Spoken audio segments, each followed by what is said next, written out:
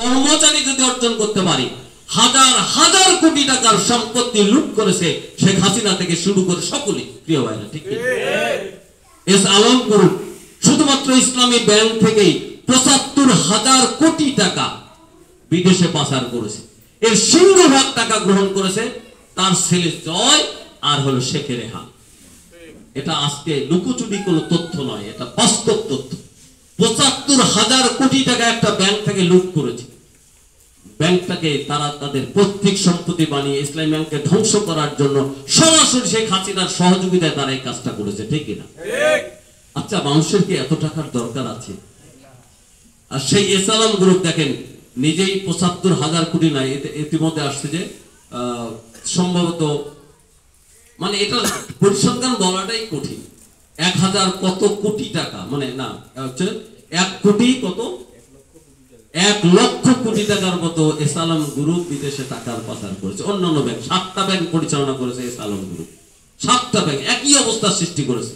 Union bank নামে একটি bank, ইসলামী ব্যাংকে এখন তো তারপর আলহামদুলিল্লাহ মাথা উঁচু করে ইনশাআল্লাহ আগামী দিনে টেকসই বাংলাদেশ প্রতিষ্ঠা ইসলামী ব্যাংক আবারও নতুন ভাবে নিজেকে প্রতিষ্ঠিত করবার মাধ্যমে কাজ শুরু করেছে। ইনশাআল্লাহ এই ব্যাংককে আর ধ্বংস করার সাহস আর কোন ওই জালিমার সুযোগ পাবে না, ইনশাআল্লাহ। ইনশাআল্লাহ, সবাই বলে ইনশাআল্লাহ। এবং এই ব্যাংকে আমাদের সহযোগিতা করা দরকার। আর ইউনিয়ন ব্যাংক বলছি, ইউনিয়ন ব্যাংকের সরাসরি কর্মচারীরা এখন তারা বেতনও নিতে পারছে, এভাবে ধ্বংস করেছে। আর এস আলম গুলো তার অন্যান্য সব ভাইগুলো হাজার হাজার কোটি টাকার মালিক, অনেক বড় জায়গায় তারা প্রতিষ্ঠিত, কিন্তু কিছুদিন আগে তার মা মারা গিয়েছে। দুর্ভাগ্য, তার সম্ভবত ৬ ভাই না ৭ ভাই, কিন্তু একজনও মায়ের জানাজায় উপস্থিত হতে পারে। তাহলে এই হাজার হাজার কোটি টাকার সম্পত্তি গড়ে কোনো লাভ আছে? মায়ের কবরের সামনে মায়ের মৃত্যুতে পাশে দাঁড়াতে পারলো না। এইরকম আল্লাহ তাআলার একটা এই জাতির সবচেয়ে বড় শত্রুদেরকে নতুন ভাবে গোটা বিশ্বকে দেখানো হলো যে যারা মায়ের পাশে দাঁড়াবার সুযোগ পায় না তারাই সবচেয়ে নিকৃষ্ট মানুষ, সবচেয়ে ঘৃণিত মানুষ, ঠিক কিনা? তারা গোটা দেশের বিরুদ্ধে এবং ইসলামের বিরুদ্ধে এই জঘন্য ষড়যন্ত্রের মূলত তাদের কিরাটক হিসেবে ব্যবহার করেছে। মূলত আসামি হলো শেখ হাসিনা। শেখ হাসিনা নির্দেশে এই কাজগুলো তারা করে। প্রিয় ভাই, আমি এরপরে বলতে চাই যে আজকে দীর্ঘ সময় এদেশের মানুষ ভোটাধিকার থেকে বঞ্চিত ছিল, তাই না? শুধু এমপি নয়, শুধু উপজেলা চেয়ারম্যান নয়, ইউনিয়ন পর্যন্ত, ওয়ার্ড পর্যন্ত, মেম্বারি নির্বাচন পর্যন্ত বাংলাদেশের মানুষ ভোট দেওয়ার সুযোগ পায় নাই। ভোটটাকে এমন একটা নাটকীয় মঞ্চে পরিণত করেছে, রাতেই ভোট শেষ, যাকেই তারা সিলেকশন করেছে পরের দিন এমপি সেই, পরের দিন উপজেলা চেয়ারম্যান সেই, মেম্বার সেই, চেয়ারম্যান সেই, ঠিক কিনা? গোটা জাতিকে ধ্বংসের দ্বার প্রান্তে নিয়ে গেছে শেখ হাসিনা। এদেশের একটা কোন যদি সাধারণ অন্য কোন নির্বাচনের মধ্যে দেখা যেত নির্বাচনে জনগণ ভোট দেওয়ার সুযোগ পেত না।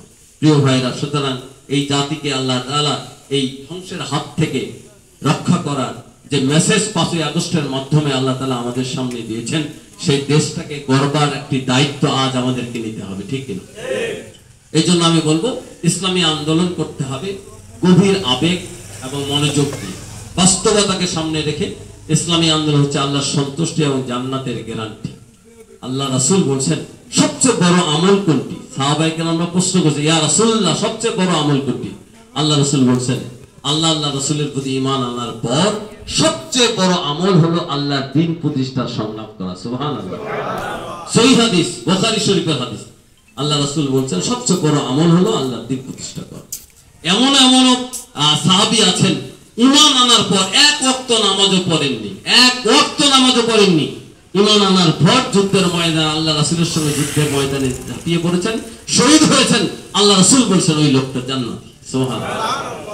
সুতরাং এই আমলটাকে এতদিন মানুষ রাজাকার, যুদ্ধাপরাধী, মানবতা বিরোধী হিসেবে চিহ্নিত করেছে, ঠিক কিনা? কিন্তু এই আমল হচ্ছে আল্লাহর সবচেয়ে সন্তুষ্টির জান্নাতে যাওয়ার বড় গ্যারান্টি। সুতরাং এই কাজ আমাদেরকে করতে হবে। আমাদের রাজনীতি করতে হবে আল্লাহ, রাজনীতি করতে হবে রাসূলের। আল্লাহ বলেছেন আতিউল্লাহ আতিউর রাসূল উলিল আমরি মিনকুম, আনুগত্য করো আল্লাহর, আনুগত্য করো রাসূলের, আর আনুগত্য করো ওই নেতার যে নেতা তোমাকে আল্লাহ রাসূলের পথে পরিচালনা করে। আল্লাহ রাসূলের পথে পরিচালনা করে এই রাজনীতি